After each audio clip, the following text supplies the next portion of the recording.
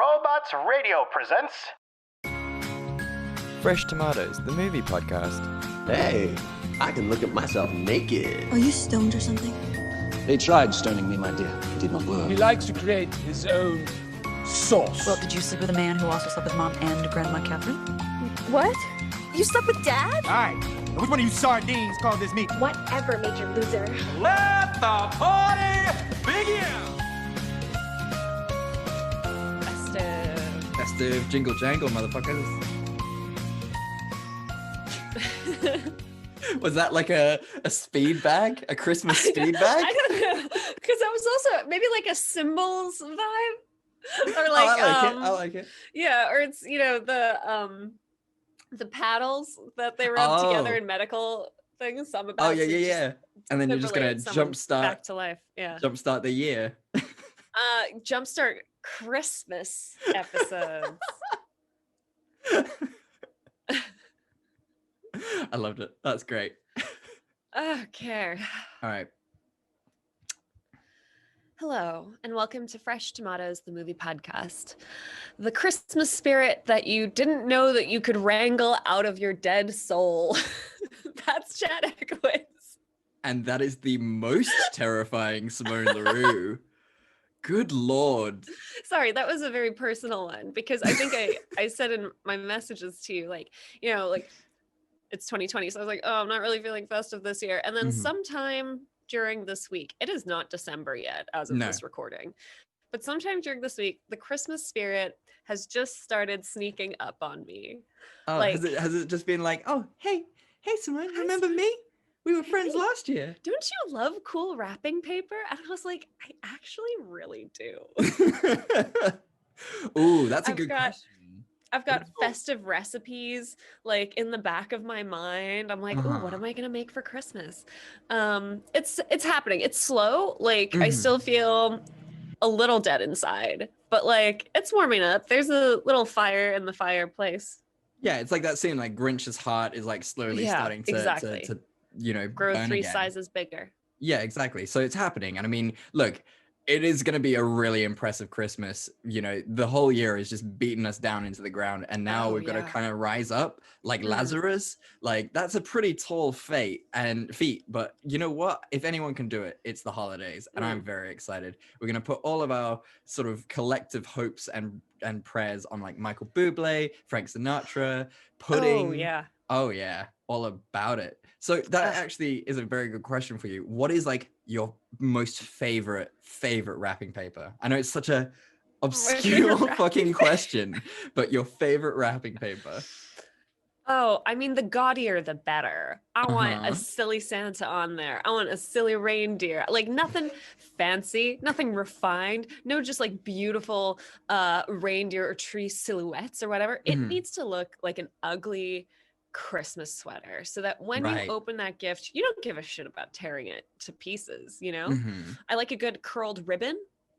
Ooh, do you do the scissor thing? Oh, that feels like cocaine. That's all I want to do. I love like the trashier and like more ridiculous the wrapping is, the happier I am. Yeah, what absolutely. About you? I to be honest with you, I feel I have classy B. I have a pretty standard policy when it comes to all wrapping paper, and that's just simple brown. Give me a simple brown wrapped in twine, and I'm a happy man. Just sometimes you can put a little festive like holly bundle or something on there, so it's fun. Exactly. But it's got to be that like very basic, very sort of like that very little effort has been put into this, and yet it looks classy as fuck. Who knows how that's possible? And that's kind of honestly, my whole mantra. That's how I try to dress myself. It's like no effort has been put in, but I look very put together. You have like 4 like go-to well, that's why I wear dresses a lot, especially in summer, because like dresses are 0 effort, but like everyone's like, you look so lovely. You're like, I mean, it took me hours. I just threw this on. Yeah. And how about Christmas jumpers? Like you said, gaudier the better. Are you talking like bells and everything? Because I love a good bell on my sweater. So remember, it's hot here over Christmas. Yes, of course. So Christmas jumpers aren't as much of a thing, but I feel like in my mind, I want like a gimmicky one, you know? Like it looks like a Christmas sweater, but maybe it's got like little brains or like little skulls or something in the pattern, you know? Like Christmas, but like with your own little personality in there. I don't know. I don't want my Christmas sweater too joyful. I want it like a little bit like I'm not taking myself too seriously. Yeah. This holiday doesn't define me. I define this holiday kind of vibe. Exactly. Yeah, I completely agree with you there. Yeah. So for our listeners, if you haven't guessed it already, what we're doing this episode is war movies. So Chad, which war is your favorite? Oh, I'm all about that Cold War. Bay of Pigs, give that shit to me. Oh, yes. Yeah. How about you? What's your favorite Mesopotamian war all the way. You know me. Shit. I'm an old school gal. Oh, bringing it back. Mesopotamia. No, obviously not. Simone, what are we really doing? We're obviously, guys, getting into Christmas movies, and we have to start with silly romance ones because they're the staple. They're what, like, again, is slowly kindling that little fire in my heart that's gonna grow into a Christmas flame. I bet A Christmas Flame is the name of a Christmas movie. Just that would actually be a great Christmas movie name. A Christmas Flame. Christmas Flame. Yeah. We're doing recent ones. We're keeping it current. So we're doing Holidate and we are doing Last Christmas. So very excited. I mean, I started watching Christmas movies last week in November like a crazy person, but it was actually so nice to do this. And I love this period of our podcast because like from November to from October to now, well, to the end of the year, it's kind of like we can put in the least amount of effort. Like we don't have to think of movies that we want to do. We don't have to worry about it. It's literally just let the universe, let the holidays tell us what to do. And it's great. Yeah. Love it. So Simone, let's decide who goes first. What are you drinking? I've gone back to a classic, just a nice little whiskey with ice. Oh, lovely. Nothing fancy, very tasty. It's Valentine's. I don't know how much that is. Well, it'll definitely be more than mine because I'm just drinking a very simple lager today. The Brasserie, which I've had a couple times. It's just a very nice Belgian lager. Nothing really fancy or special about it, but the bottles are adorably small. So I just like that. Oh, look at that. Little baby bottles. Cute little... I always mean to ask, do you drink your beer in the English style of like slightly warm? No. Oh, okay. I would be I assumed very mad. Not. I was like, surely South Africa rubbed off on you in the right ways too. Yeah, I'm a humanitarian. Like that would be a crime against humanity. I don't understand that. Like you know, these traditional like old English pubs that are just, you know, these warm lagers with bits floating in it, and you're just like, nah, that's you can keep that, bruh. If I wanted warm yeast, I would just have a toasted sandwich. You know what I mean? Like exactly. I can think of nothing less appetizing than a nice warm sip of beer. Yeah, that is not why you have beer. You have beer because of the cold, crisp taste. Exactly. Ugh. No, definitely not. Right, so tell us about Holidate. I'm so excited for your interpretation of this film. I'm gonna be very straightforward about the plot because it's not, you know, guys, rom-coms don't really vary. No, this actually might be a very short episode because rom-coms do not have that much plot. No. So Sloane, played by Emma Roberts, is sick and tired of being single on the holidays once again. While she's at a mall trying to return a gift that was obviously re-gifted, she runs into Jackson, played by Luke Bracey. The two of them commiserate about how much they hate Christmas, and they decide that they're going to be each other's holidates. What this means is that they'll get together on each major holiday of the year, be each other's date, so that the other one doesn't have to be alone. Jackson is a pro golfer, so all of his family's in Australia. He's alone most holidays, and Sloane is just really tired of her very involved family being on her case all the time. Her family includes her Aunt Susan, played by the fabulous Kristen Chenoweth, who is also always single and brings like the sluttiest, weirdest holiday that she can to parties. Her sister Abby, played by Jessica Capshaw, and her sister's husband Peter, played by Alex Moffat. Her brother is Neil. right? Yeah. I mean, he's such a non-character, really. Yeah, it doesn't matter. Her brother Neil, played by Andrew Batchelor. Her brother's fiance, played by Liz, played by Cynthia Wu. I think that's everyone. Yeah. Oh, and yeah. her mom, Elaine, played by Frances Fisher. So the two of them get together over each holiday. They like immediately decide this is like a no strings attached thing. They don't want a relationship. They're like doing their own thing. There's a lot of back and forth. Obviously, you guys, they fall in love. But Sloane really keeps pushing people away. She's scared of being in a real relationship. This is where the conflict with Jackson is. But obviously, eventually, they get together in the end. Her Aunt Susan hooks up with a very hot doctor who likes her a lot named Farouk, played by Manish Dayal. And everybody lives happily ever after. Yeah.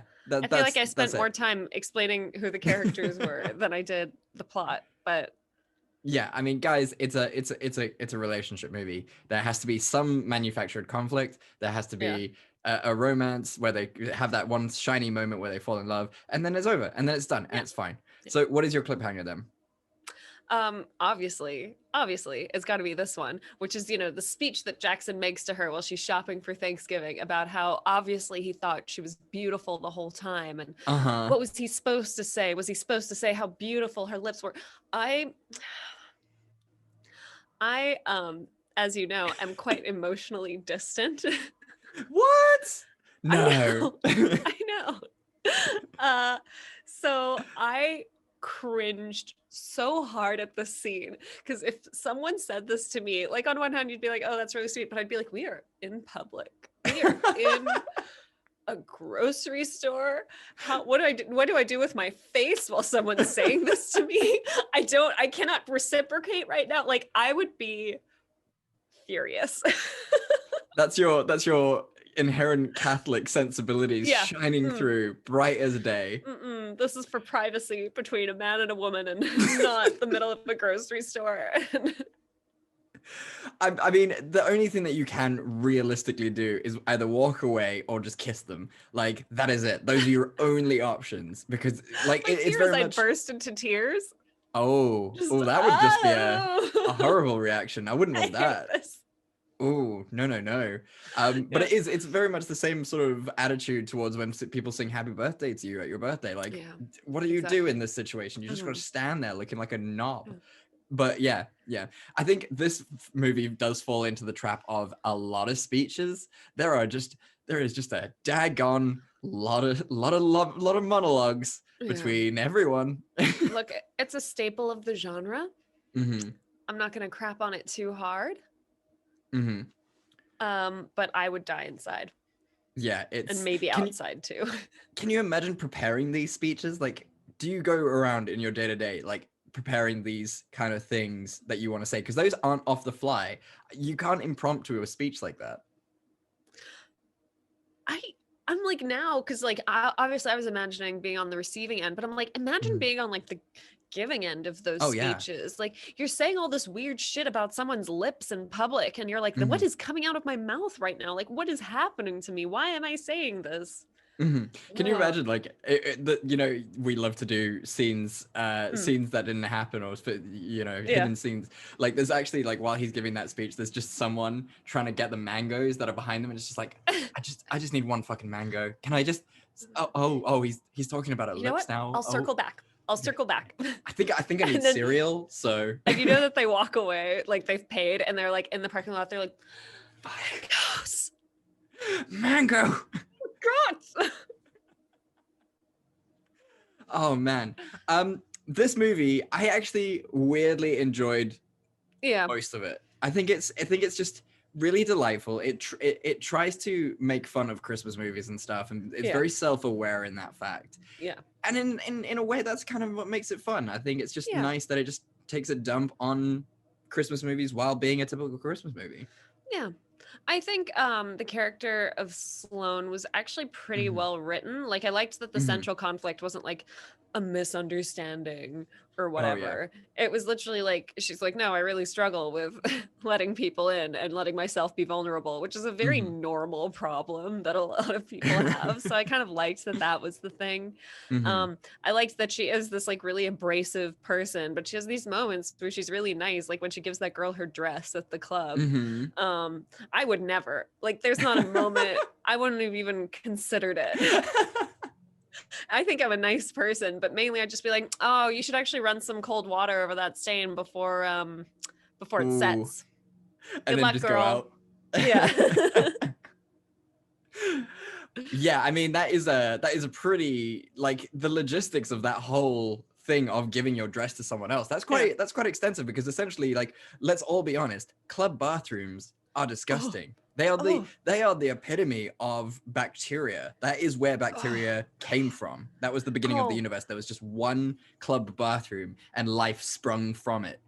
And yeah, to get naked apart from your bra and underwear and change Presumably.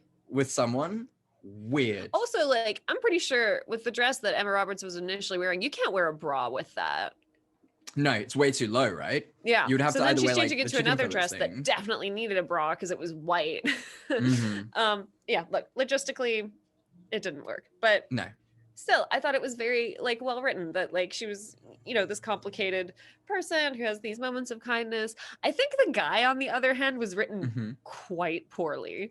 Yes, it will go into my, it is my scene that could have saved it, but yes, I completely agree with you, because he's just misogynistic and a dick. Yeah. And then we're supposed to like him? He has not many redeeming qualities. I think he is very charming and he's like really funny.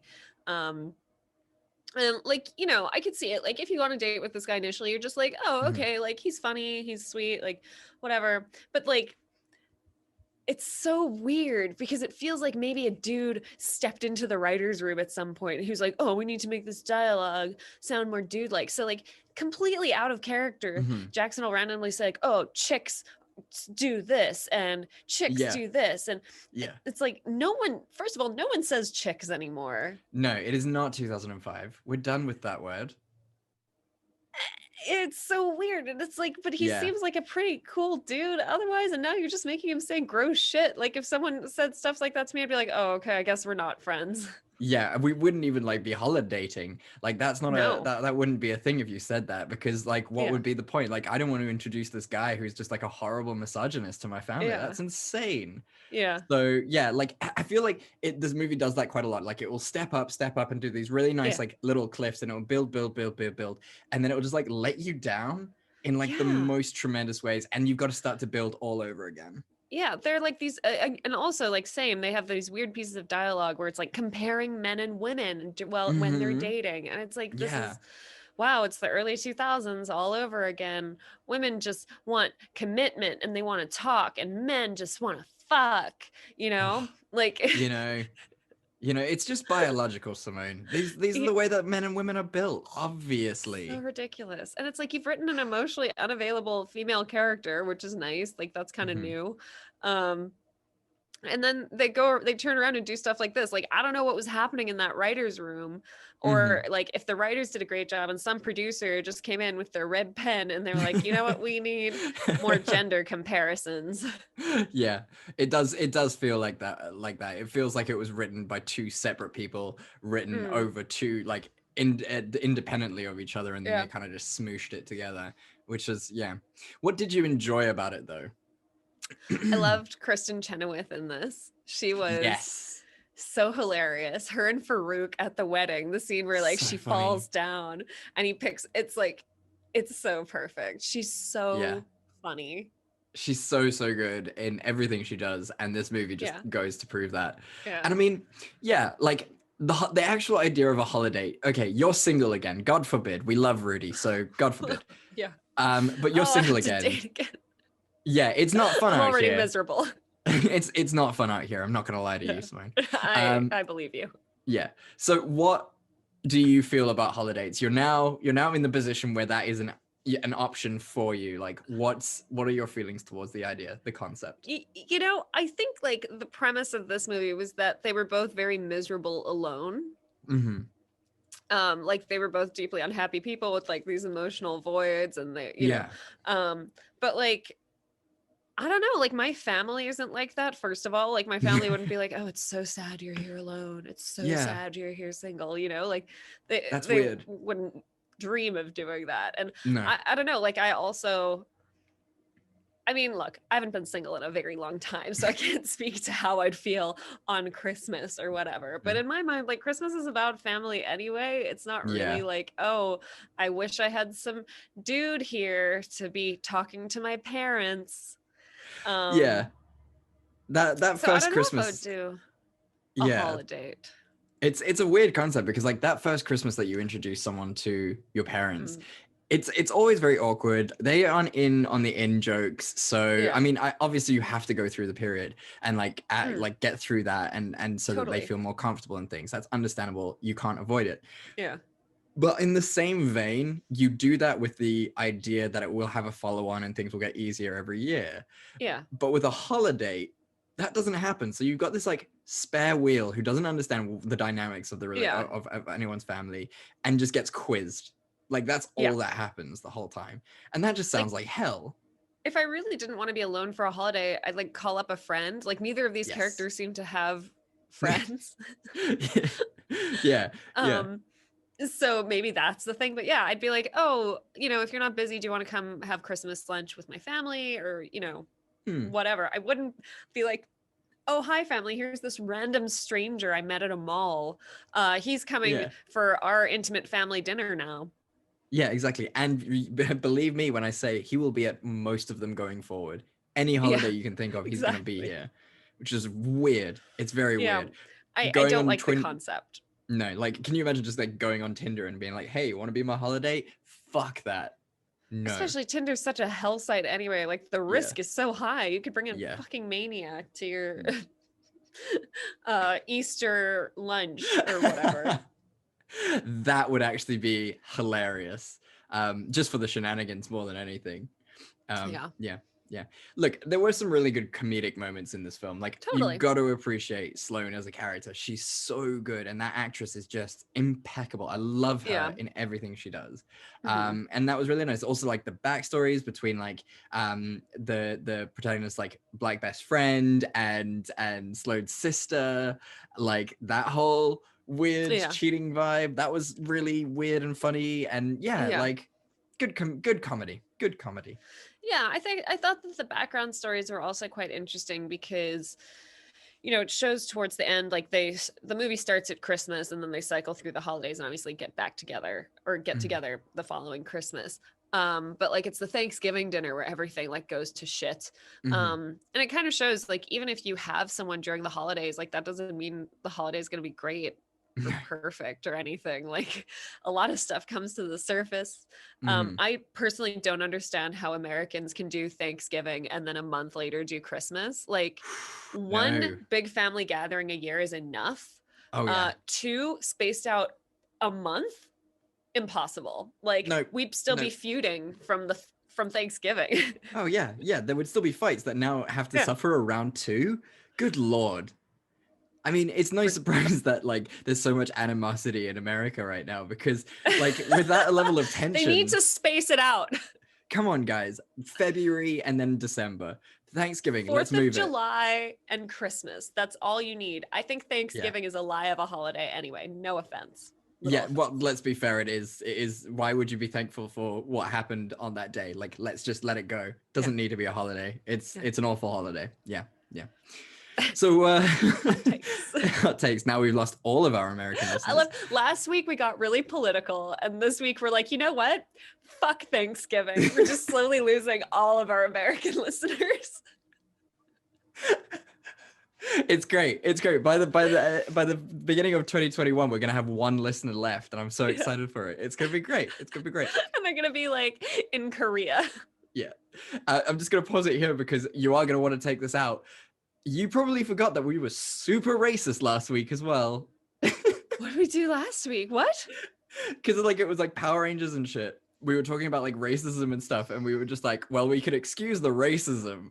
And do you remember that kind of stuff? Yeah. Yeah. I okay. left it in because I think we were like, Oh when I wait, that listened was to it the again, week before. Yeah. Sorry. I left I'm it being in crazy. because we were actually No, I pretty agree. self-aware about it. Yeah. Like we were just No. like, this is silly. I think like it was very clear we were joshing around. We you were know? messing around. Yeah. No, Yeah. sorry. I thought that was last week, and that's why I brought it up. I didn't realize that was the week before. This is the problem when we do 2 weeks in a row. Yeah. I get very confused very easily. My little brain doesn't work it. It's hard. It's very hard. Thank God I'm pretty. At least we've got our looks, Chad. Yeah. So wait, did you just do your scene that could have saved it, or am I completely losing my fucking mind? No, we haven't. Okay. I I'll think go we're into about that to then. move into that. Yeah. So what's your scene that could have saved it for this one?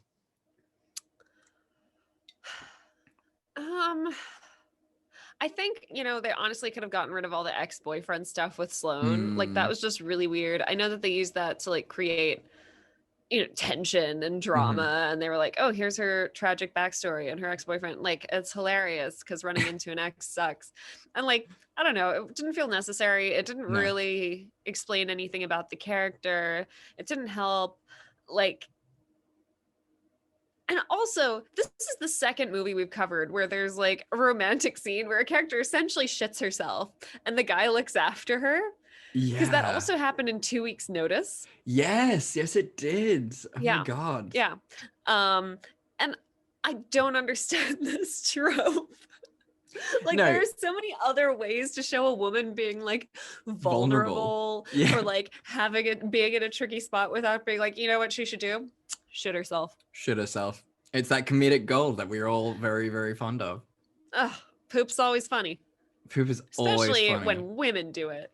Yeah, if it's men, it's just natural. That's what men do. Yeah. But women, Yeah. women don't poo. So Don't if, poo. when they shit themselves, it's extra funny. Yeah. So I would have just gotten rid of all of that. Like there are better ways that all could have been done. And I think it just kind of cheapened the really good bits of the movie. Yeah. Speaking about that, actually, just thinking about it, like I think the best vulnerability scene that I've ever seen is, strangely enough, from Hitch, where he gets like he eats food and he gets like food poisoning, and then he gets super drunk off of like Miprodol or whatever, and he's just like drunkenly vulnerable to her, and like she puts him to bed and everything, and he's just like talking about love and stuff in his drunken state. That to me is That's like nice. the most gorgeous vulnerability scene that I can think of. How I know this is Someone's springing just a it little on you. loopy, coming off anesthesia Yeah. or something. Yeah, I like that. I like that sign because I think when it happens with a female character, it feels a little date rapey. Yes. So I think they just sort of stay away from female characters being quite drugged. Yeah, that's sensible. But I think that is a very good choice. Nice, I don't know what a good vulnerability scene is. Maybe like catch her at a bad moment, like she's lost a job or she's had a fight with someone close to her, or something like that, where like it also shows the guy's capacity to not just like look past the fact that she poops, but also like empathize and like deal with her emotions. No, agreed. Yeah, you're 100% right. Yeah, and pooping yourself does not do that. Strangely enough. Yeah. No. Yeah. So circling back, I mentioned it Yes. earlier, but yeah, my scene that could have saved it is definitely less misogyny. Like we're better than that. So It's weird. 2020. Can we just agree that there's no need to be like men are this and women are this and I'm a man, Peak so I comedy, guys. yeah. Oh, I'm a man, so I couldn't possibly want Yeah. a relationship. All I want The is my ugly dick truth wet. covered it, you guys. Like the ugly Yeah. truth did that whole thing. It's done now. Gerard Butler Yeah. killed it. It's dead. Literally killed it. It was exhausted in that movie. We're done. It's over. My Time God, of Death, Katherine Heigl. 2016. Oh, She's in Suits now, I found out. So that's a thing. Suits is still going? There are 9 seasons. Christ, it's like Supernatural. It just needs to stop. Sad times for us all. Yeah. So would you be watching this film again? Probably not. I think, while it was a really fun self-aware look at rom-coms and Christmas movies and stuff, like the reason I watch a Christmas movie is because I just want it to be ridiculous. I want it full of the tropes. This, I don't know what I'd get from a repeat watch. I wouldn't get that comfort that I need from like a good Christmas movie. Okay, I see that. Yeah, because it's not specifically Christmas, is it? It's not general really. holiday movie. Yeah. What about you? I am going to reserve judgment on this one to see how next year goes. If 2021 turns out very similar to 2020, what I'm going to do is I'm going to watch this at every holiday because fuck it. What is life anymore? Time means nothing, and how you spend it is also equally meaningless. So fuck it. 4th of July, watching Holiday. Christmas, watching Holiday. Hanukkah, guess what I'm doing? Watching Holiday. Because fuck these 2 years. Fuck them. Yeah, I think that's fair. I think you know what? You've earned that. Yeah, it will be my dragon farts. That's what we'll call it. The dragon farts of the year. You don't want to fall back on it, but there you are. Oh, there it is. Oh. Okay, shall we talk about a stone cold bummer? A stone cold bummer should have been the name of the movie. Yes. I have so many feelings. I have so many opinions. I'm so excited for you to just, metaphorically, vulnerably poop all over this movie. Dragon fart. All right. Last Christmas follows the story of Kate, a young Yugoslavian immigrant who moved to the UK with her family to escape the civil unrest in her home country. Kate has just been kicked out of her flat because by her roommates for some mistake, and so now she must couch surf. She doesn't want to go back and live with her family because there is a lot of tension between them. Her mother, Petra, played by Emma Thompson, is this doting, over-controlling mother who is worried about everything. Now, there's a good reason for that, but we'll get to it later. Her father, played by Boris Isakovic, used to be a lawyer in Yugoslavia, but couldn't afford to retrain in England, so now he drives a minicab, so he's never home. And then there's Kate's sister, Marta, played by Lydia Leonard, who has a very adversarial attitude towards Kate because even though Kate is a complete mess, her parents always see her as the golden child. So Marta has to compete with her just to get some love. Like I said, Kate's life is a complete mess. Apart from the couch surfing, she's trying to be an actress, but can't book any parts because for some reason, she can't sing as well as she used to. She also drinks constantly, underperforms at work, and gets absolutely no sleep.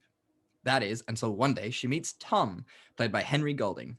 Tom is this charming, eccentric guy who locks his phone in a cupboard so he isn't consumed by it, dances everywhere he can, and constantly tells Kate to look up because there is so much unappreciated beauty in the heights of London that people constantly miss because they're looking down or looking straight ahead. Over time, the two fall in love. Kate starts to get her shit together, helping out at a local homeless shelter, becoming more confident in her singing, and performing well at work. In a really touching scene between Tom and Kate, she reveals that just over a year ago, she got really sick and she needed a new heart. Luckily, on Christmas Day last year, a heart became available. However, when she woke up after the operation, the heart didn't feel right and she felt like she had lost the essence of who she was. That's what caused her to throw her life down the tubes. Despite the positives now happening in her life, Kate is often annoyed by the fact that Tom doesn't have a phone, so she can't contact him, and that he disappears for days on end. Later, after some manufactured tension where Tom says that Kate can't depend on him to get better and the two of them split up, she rushes back to him, realizing that he's all she ever wanted. She arrives at his apartment to see an estate agent trying to sell Tom's place. That's when it's revealed that no one has lived in the apartment for over a year since the last owner died on Christmas. Turns out Tom was involved in a motor accident, and the heart currently beating inside Kate's chest is Tom's, and that's why she can see him. After one final imaginary talk with Tom, she realizes that she needs to keep on this journey of growth on her own and become the amazing woman that Tom had seen deep down. The end. What's your cliffhanger? What is wrong with you, cold-hearted woman? I'm furious. I'll tell you why, but give us your cliffhanger first. So it has to be this one. And it's the speech at the end when Kate gets up in front of the homeless shelter and she just talks about how we should love each other and be kind to each other and yada, yada, yada. Because you know what? It's a lovely speech. And strangely enough, it did make me cry because I think in this year of division, we actually needed this speech, strangely enough. Yeah. Sure. Okay, go on it. Go, shit on it. Go nuts. I'm excited. Talk to me. Here's the thing. And I'm gonna put this out front. Is Emilia Clarke is fucking charming in this role. She's very relatable. She plays a very unlikable character, but makes her like so likable. You're rooting for her the whole time. And Henry Golding is an absolute delight. He looks like a manic pixie dream boy. He's like so sweet. He's so charming. He's so silly. Like he's so cute. And the two of them have great chemistry together. It's really nice. Yeah, you can actually see them in a relationship outside of like this. Yeah. And I was really enjoying this because I was like, oh, she's met this guy who's like really helping her. Not like he's not like doing everything for her. She's literally just realizing her own potential as she tries to get close to him. Which was I thought was very empowering. It was really nice. And then when they're in his apartment and they have the conversation and she's like, oh, I had a heart transplant. I was like, you fuckers. I know what this is. There I know it what is. You've done. How dare you?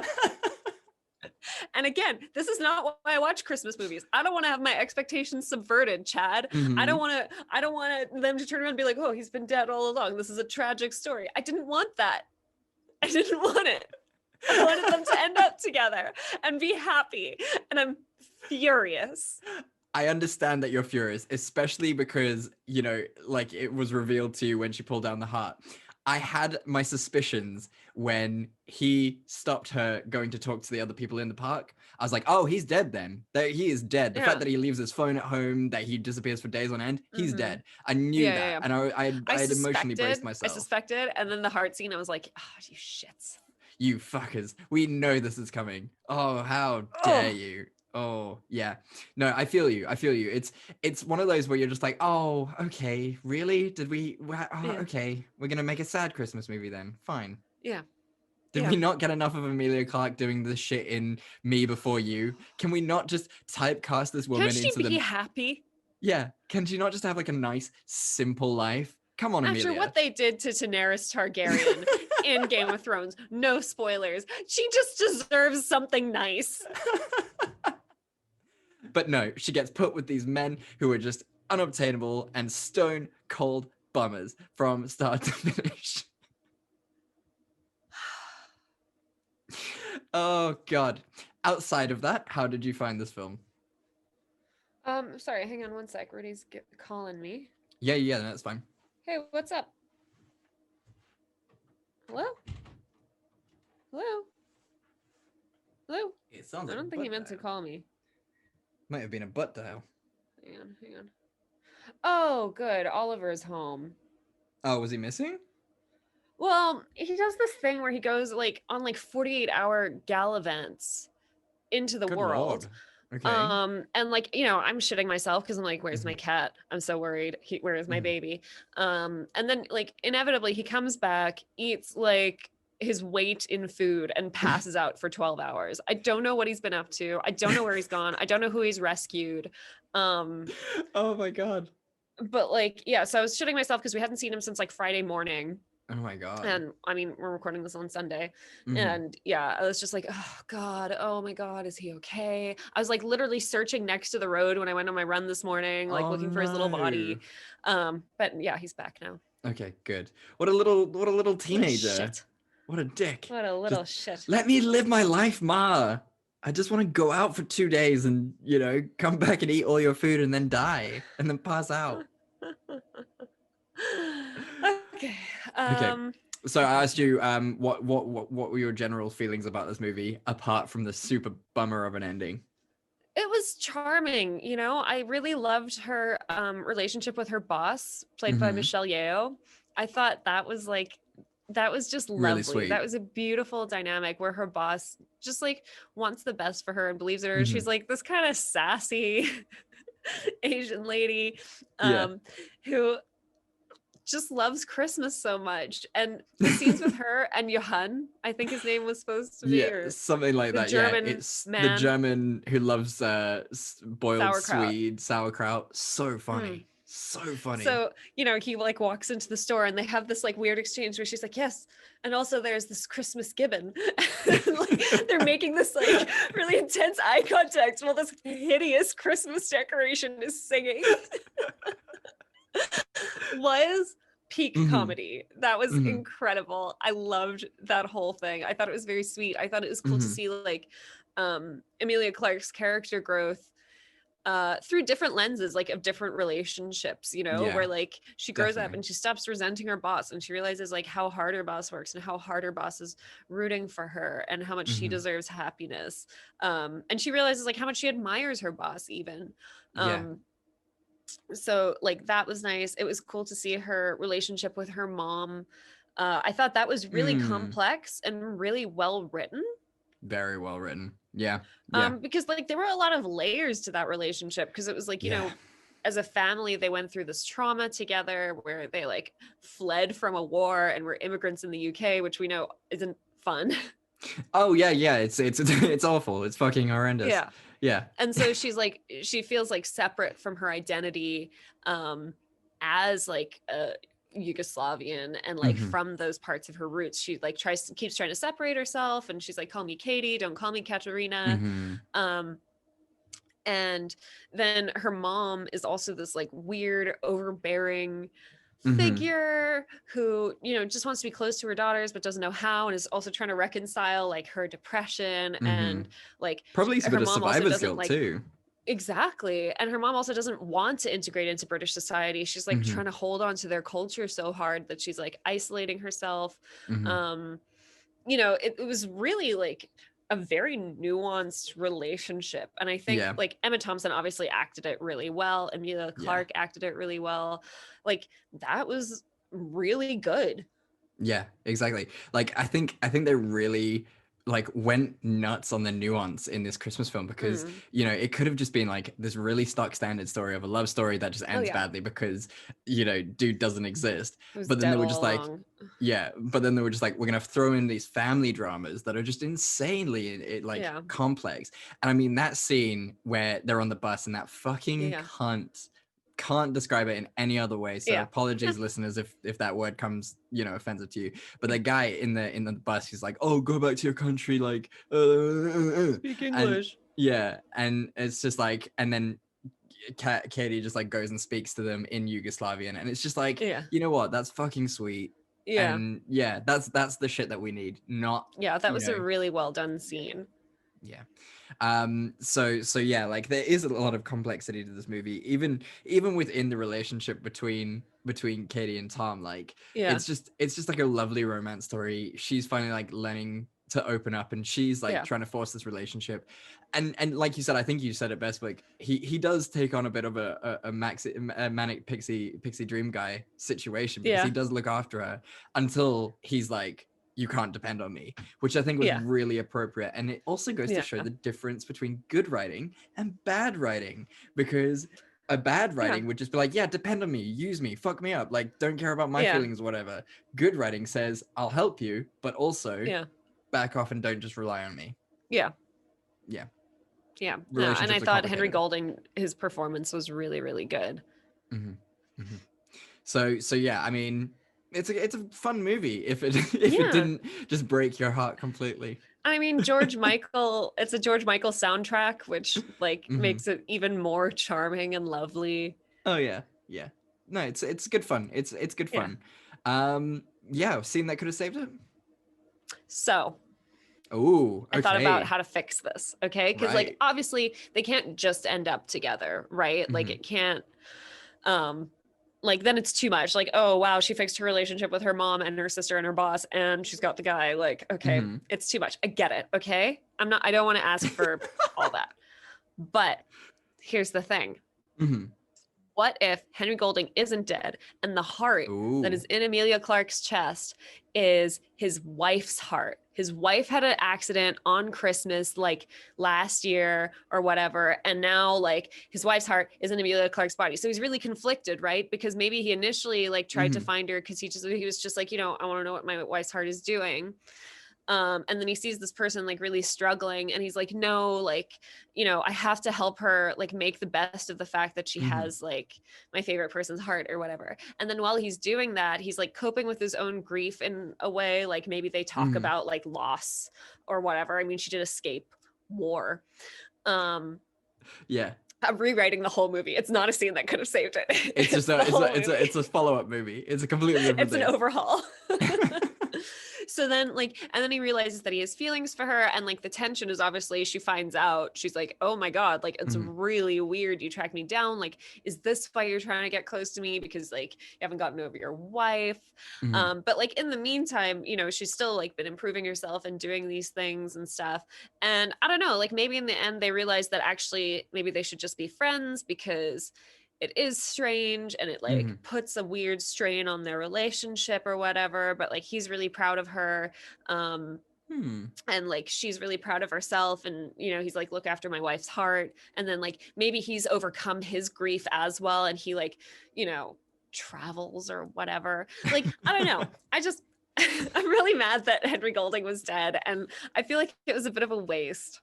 Because his character didn't really have to develop much or go through very much, right? Like his character was just like a ghosty dude who's like, I just want the best for you. Yeah. But it would be interesting if like he maybe had ulterior motives a little bit and was conflicted, and like I don't know. I mean, you say that, and I'm 80% sure I've seen a movie where that actually happens. Like 80% sure that there is a movie that exists. I wouldn't be surprised. I mean, yeah. I know there's one similar, but I'm also sure that there is one that actually is that thing that you have said. Yeah.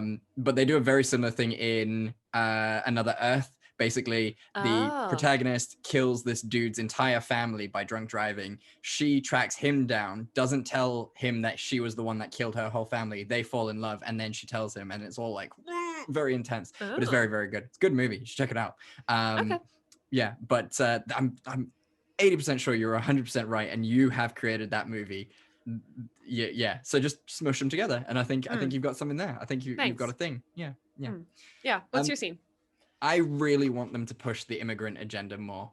I feel like they did a good job with what they did with it, but I definitely feel like it wasn't enough. It was sort of just like, oh, they're immigrants and we're going to do a little bit of immigrant stuff. Yeah. And I just think, you know, immigration in the UK is a big issue because Brexit and people are awful. And it would just be nice to do something for xenophobia and just say, fuck you, xenophobia, because, you know, we should all feel that way. Especially because it wasn't just her family, it was her boss as well. And it was like kind of cool. At one point, Michelle Yeoh is talking about how, you know, she's got this very tricky for white people to pronounce straight away Chinese name. So like every shop she worked at, she just changed her name based on the shop. So like she worked at a bakery and she called herself Muffin. And like, I thought that was really like a keen observation, because I know, you know, a lot of people have their quote white person names that they use because we're awful at pronouncing foreign names. Yeah, exactly. Well, it's not, I wouldn't say that it's awful. It's just that we're lazy, and we've never had to, because of our privilege, we've never had to actually try. And so like, we've just gotten away with it that you can have a quote unquote white name, and that definitely needs to stop. Yeah. So I thought that was a lovely observation. 100%. Yes, you make a really good point. And yeah, little tidbits like that were really nice. But I think maybe they didn't do it because then it would come across a little bit more though. Yeah, that's what we like. We like a little bit of anti-xenophobia a little bit stronger than that. But I guess like maybe they were just like, oh, we don't want it to be too preachy, but also we need a bit of preachy, don't we? Yeah, totally. Yeah. Would you watch it again? No, it's a bummer. This is not the comfort I want over Christmas, Chad. Yeah, these were not good movies to start our Christmas thing off with, were they? No, we need proper old school tropes. Bring us back. I want them to know each other for 3 days and then get married. That's what I want. Yeah, complete nonsense. Nothing realistic. Nothing like this. Yeah. I would probably watch it again, but I would have to like skip a year or two. I don't think I could straight up watch this again next Christmas. Sure. I mean, it is charming. I think it's an objectively really lovely movie, actually. It's just not, I don't know if it's got the rewatchability that I want. Yeah, absolutely. Completely agree with you. Yeah. So that's a good point. If you haven't watched it before, definitely go watch it. It's definitely worth watching. Yeah. Well, there we go. Christmas week 1 is done. We've gotten through it. This is a very exciting time. and now the holidays can continue and our spirits can lift even further. Do you feel more spirited after this episode? I do. You know, I felt more spirited after watching the movies. I feel more spirited seeing your Christmas hat on your head. Jingle jangle. I wish it had a little bell. It would make me much happier. Yeah. It would be so irritating to edit out, though. Oh, could you imagine? Just insufferable. So next week we will be continuing the holiday theme, but we decided, you know what, let's do a little bit something different this week. So we're going to do non-Christian holiday movies. So for our Jewish listeners, you know, my heritage is Judaism. Finally. Yeah. So finally, you know, we're getting that representation that we need. Go Jews. And go Jews. Can I say that? But what do I call it? Yeah, you can say Jews. You get the J pass. That's fine. I was just thinking of Community, where Annie's like, I'd say the whole thing next time. I do love that scene. It's great. So from the Jewish community, we will be doing 8 Crazy Nights, which is a Adam Sandler animated movie. So yay, excellent. Very excited. 12% there. And then from, yeah, I know, I'm very excited. And then and then for our Chinese New Year, we will be doing All's Well, Ends Well from 2012, which got no rating on Rotten Tomatoes, so we're allowed to do it. Come challenge us, guys. We don't care. Hope I can find it online. Oh, me too. This will be the challenge of our Christmas.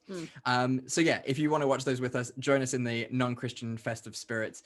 It's going to be very exciting. It's good to go outside of Christmas to see what other, you know, religions are doing for this magical time of year. Yeah, no, I'm very excited. I'm all ready to get into the Hanukkah spirit. I know no one can agree on how to spell it, which makes me feel much less insecure about wishing my Jewish friends happy Hanukkah, because no matter how I spell it, it's probably right.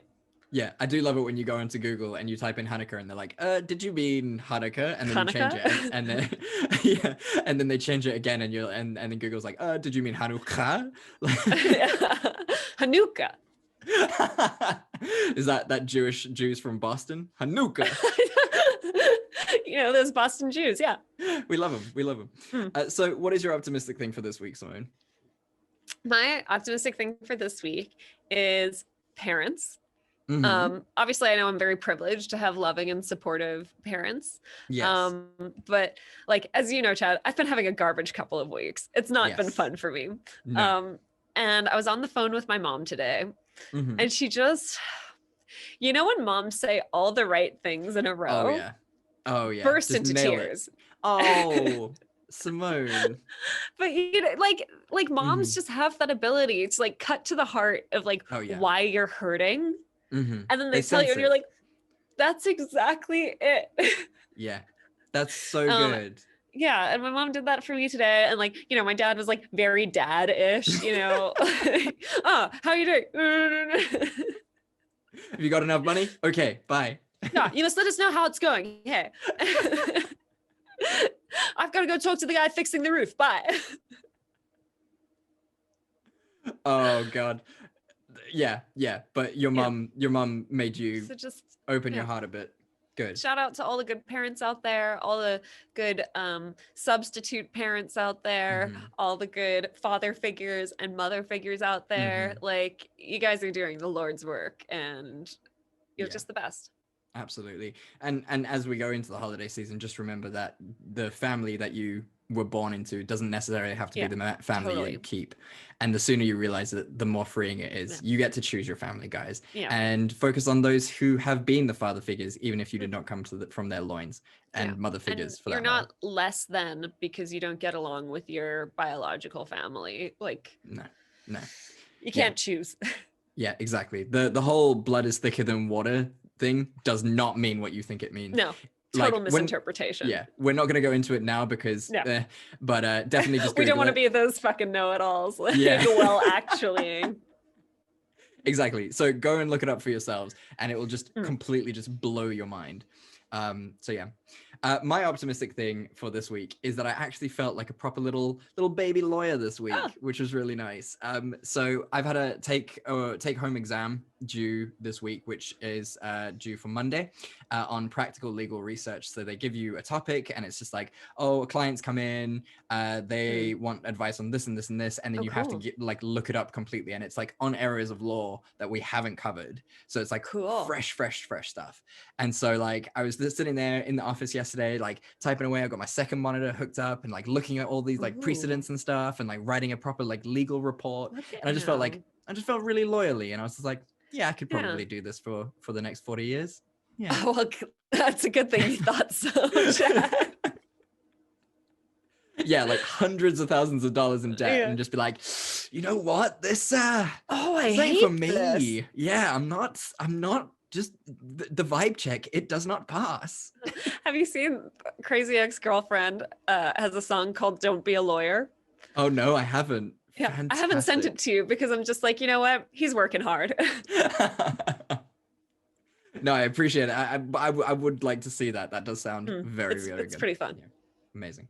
Well, guys, thank you so much for listening. We really do appreciate it. We hope that these holidays are not stressful for you. We understand that this time of year is just crazy for everyone, and Especially this year with, more like, than most. Coronavirus. Yeah. Oh yeah. Sorry, yeah. I was interrupting exactly what you were saying. No, it's fine. That's why we work so well together. We are simpatico, just like that. For all of our non-YouTube listeners, we just kind of put our hands in a just lacing our fingers. Yeah. That's not interesting to you as a listener, but No. you know what? This is our podcast. Go fuck yourselves. But thank you for listening. Ta-da. Be safe over the holidays. Guys, everyone is saying don't travel. Please listen to them. They're scientists. They went to school for this stuff. They've been practicing this stuff. Just stay home. Protect please. your parents. We know it sucks. Like, I'm not spending Christmas with my family this year. I know it's a bummer. It really blows. Yeah. Just do what you can to make it as pleasant as possible for yourself, guys. Like, Christmas is just a day. Exactly. And rather skip this day, and so that you can have many, many days in the future instead of, something much more bummerific at the end of it. Same with Thanksgiving. Yeah, same for Thanksgiving. So on that really low note, we really appreciate you. Tell us what you're doing for your solo Thanksgiving and Christmas plans and other holiday plans. Tell us what you're watching over this Christmas period. Yeah, what are your Christmas movies? We always love to hear your Christmas movies, and we love to hear from you. And where can they write into us, Simone? They can tell us all about what they're cooking on Facebook and Instagram at Fresh Tomatoes Podcast. They can tweet their plans and favorite movies at us on Twitter at Fresh Tomatoes MP. They can email us all the recipes for what you're cooking at freshtomatoespodcast@gmail.com. They can come chat with us on the Robots Radio Discord. They can check out our website at the links below. And maybe we can include some like mental health links. Just, we know that this is a tough time of year. If you need help, please feel free to reach out, not to us, to professionals. We would just burst into tears, so we're going to be of no use to you. And you guys, we're going to be recording right up until the new year. Like, we're here for you guys the whole way through. We've got some really fun stuff planned. We're going to get hammered for New Year's, so tune in for that. It's going to be great. Guys, it will be the definition of sloppy, and I'm so ready for it. So sloppy. Yes. And so, as we say at the end of every episode, we love you, and there's nothing you can do about it. We love you, and there's nothing you can do about it. Bye. Bye.